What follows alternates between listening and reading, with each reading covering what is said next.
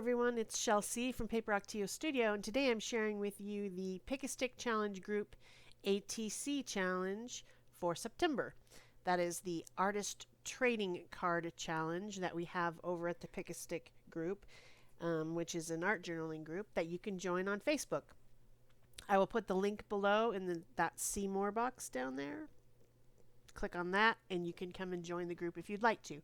We have a challenge every month, both for the pages as well as the ATCs, and we have prizes as well. So come on over. The first step to this challenge for this month was to add black marker or pen. So I'm starting out with the 140-pound watercolor paper, and I'm using a Faber-Castell Pitt pen. It's a medium bullet tip to just make swirls all over my ATC. This is something that I used to do obsessively when I'm a doodler. I'm one of those people that's constantly doodling when I'm talking on the phone or whatever, I'm watching TV or whatever. I doodle constantly, and I covered pages and pages with that swirl, like connected swirl like that. I used to do, I still do it, but not as much as I used to. The second step in this challenge was to collage printed tissue paper or wrapping paper onto your ATC. This is some printed paper from Hazel and Ruby. I got it at Michael's, and I just had some scraps of it on my desk left over from another project, and so I'm just using that. I'm not caring about what it says. It's got very positive words on it, but I'm not worrying about that. I'm just making a background. This is just going to be a mixed media background. So I'm collaging it on using Liquitex matte medium in the fluid format. Everything that I use on my project will be listed in the box below with links if you need to find it. So once that was all dry with my heat tool, then I decided to put just a very watered down thin layer of white gesso over it to give me a surface to sketch on, which is what I'm going to do. So I just put some white gesso and squirted it with a little bit of water and just spread it on with the brush. And now I've got out my drafting pencil with the soft graphite, excuse me, and some erasers. I'm using the something that I use for mark making, which is the inside of a tape dispenser, to make a circle, and then I'm drawing rays around it using my soft graphite pencil. I prefer soft graphite over hard graphite, and I prefer to have a mechanical pencil because I don't like to continuously sharpen, and it has a very fine tip on it, so that's what I prefer for my sketching.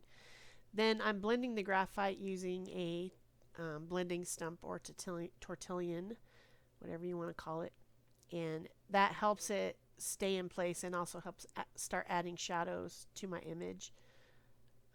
Graphite is a little bit on the water soluble side, so when I go to paint over it, it can move around if I don't blend it or do something to keep it there.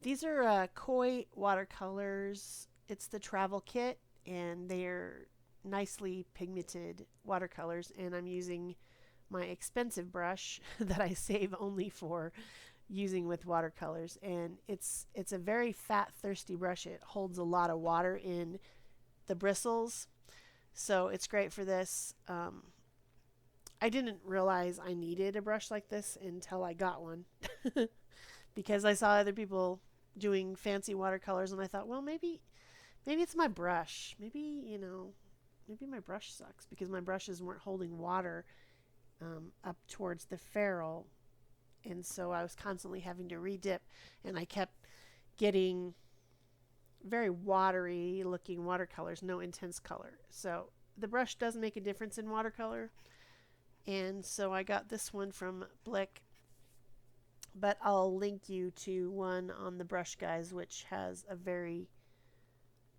they have nice brushes with good prices on the brushguys.com. So I'll put a link below with all my things of what I used.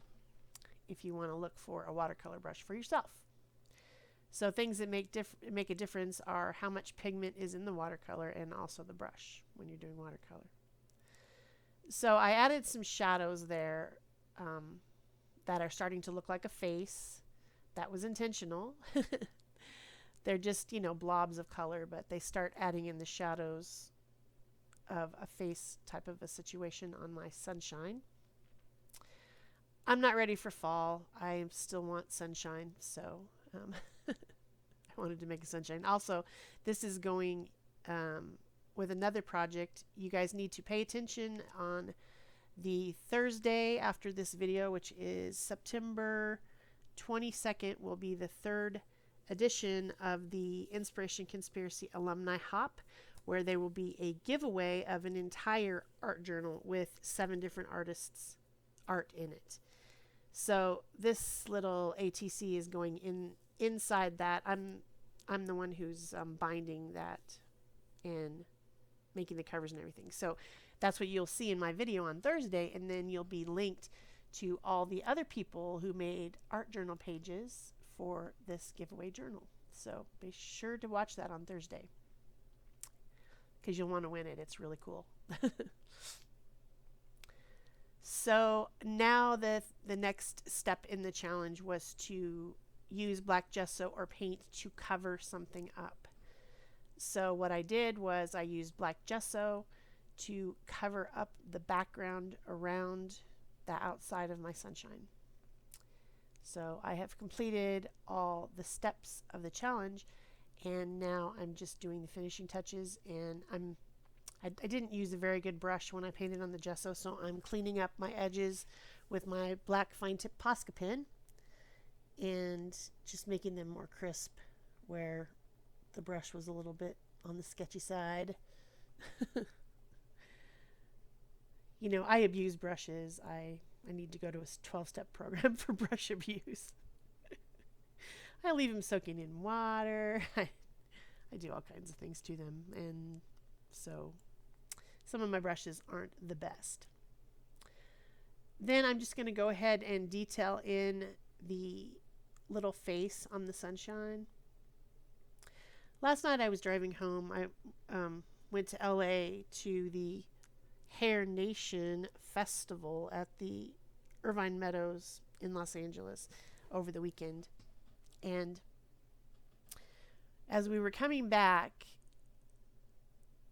the moon was out, and you know it's a harvest moon right now. It's like it looks big and orange, and you know that's the kind of the kickoff right before the fall equinox for when autumn really starts. And it was so clear that I could actually see the face in the moon. There really is a face in the moon. It's just usually you can't see the shadows as much, but because it was that particular moon, I really saw a face. So I think the sun and moon must have faces. I'm not going to stare at the sun to see if I can see shadows on it. I don't think that's advisable. I'm just going to say that there is a face in the sun, okay? None of you do that. It's not a good idea. If you enjoyed this video, please subscribe if you haven't already. Leave me a comment so I know that you're here. Give it a thumbs up. Share it on your social media if you'd like to. And also, if you want to join the Pick a Stick Art Journaling Challenge and or the ATC challenges that we have every month, click on that link in the description box below to come on over to our group and join in. So I wanted to seal this, and I wanted to use glitter. It's got glitter in it. It's Deco Art Decoupage, or Deco Page, if you want to say it that way. It's got glitter in it, so I didn't want to disturb the watercolor, so I just used a brayer and rolled over the top of it to do that. Added some highlights with my white pen and my white Posca pen, and cleaning it up with my black Posca pen. And there you have it. And that's it for me. Thanks. Bye-bye.